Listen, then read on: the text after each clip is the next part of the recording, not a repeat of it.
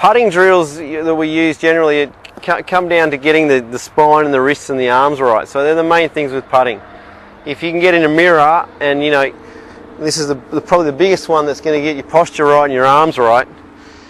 Hold your hands together down your midline. So if you look in the mirror down your midline and draw your hands that way, the arm should be bent here and bent there.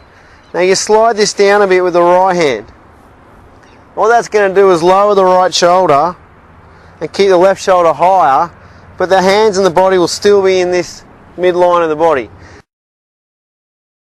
Well, the problem a lot of people have with putting is they'll either get their head and their shoulders that way, or they'll be inverted this way. So the head will be on the wrong side of the arms and the body.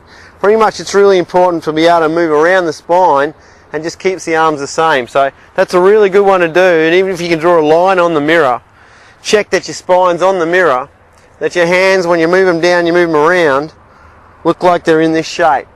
From behind it's going to look like the right arm's bent this way.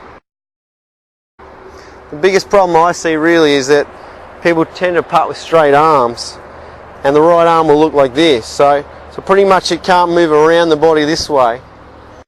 The other really good drill you can use if you've got problems with the club face working too high on both sides and being able to connect the body and the face together is with a 3-wood. So if you can use a flat 3-wood, or you can use a rescue. Pretty much we do this a lot with getting the right wrist and the right arm to look right.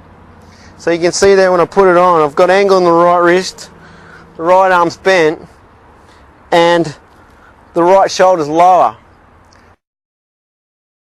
This is all still like we talked about in the midline of my body, but I've got shape that way.